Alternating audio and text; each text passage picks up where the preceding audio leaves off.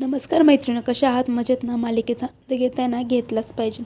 तर आता लग्नानंतर होईलच की प्रेम ह्या मालिकेमध्ये खूप मोठा एपिसोड तुम्हाला येत्या दिवसामध्ये बघायला मिळणार आहे. आता काव्याला 7वा महिना चालू झाला आहे आणि तसेच तिचे पेपरही जवळ येत आहे आणि हे काही आता इथे रम्याला देखवत नसतं. रम्या आणि वसुधा असं ठरवतात की जर काही झालं ना, जर काव्याची डिलिव्हरी जर व्यवस्थित झाली आणि ती जर 5 जरी झालं ना, तर घरातले सर्वजण तिला डोक्यावर घेऊन असतील. काही करून आपल्याला हा ढवळ जेवणाचा कार्यक्रम रद्द करून काव्याला तिच्या प्रेमामध्ये आपल्याला नापास करावं लागेल.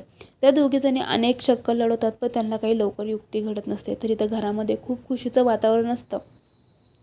नंदीची आई आणि मालिनी ह्या ढवळ जेवणाची जोरदार तयारी करत असतात.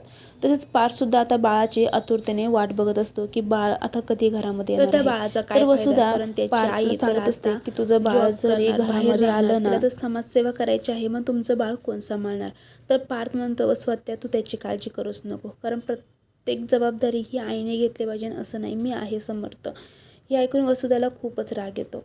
तर मालिनी पार्थला समजून सांगते की काही झालं ना, तू एवढ्या 2 महिन्यामध्ये काव्याची चांगली अशी काळजी घे. तर इकडे आता मालिनी आणि रम्या मिळून एक प्लॅन करतात की काही झालं ना, ते आपल्याला काव्याला पेपर द्यायला जाऊन द्यायचं नाही, तसंच तिची डिलिव्हरीसुद्धा सक्सेस झाली नाही पाहिजे. म्हणून ते आता काव्याच्या मनामध्ये एक शंकेचा असा किडा सोडत असतात आणि त्यामुळे काव्याचं लक्ष विचलित होऊन ती पेपरचा अभ्यास न करता विचार करू लागेल आणि ती नापास होईल.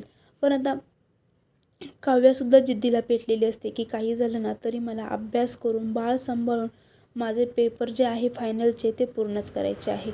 पण आता इथे वसुधा आणि रम्याने असा काही प्लॅन केला आहे ना, तो आपल्याला पुढील एपिसोडमध्ये दिसणार आहे. त्यामुळे काव्याच्या आयुष्याचं नक्की काय होणार आहे? काव्याचं बाळ वाचेल का नाही, किंवा ती परीक्षा पास होणार की नाही, हे जर आपल्याला येणाऱ्या पुढील एपिसोडमध्ये कळणार आहे. तो एपिसोड तुम्हाला बघायचा असेल तर चॅनलला सबस्क्राईब करून ठेवा, व्हिडिओ लाईक करा. थँक्यू.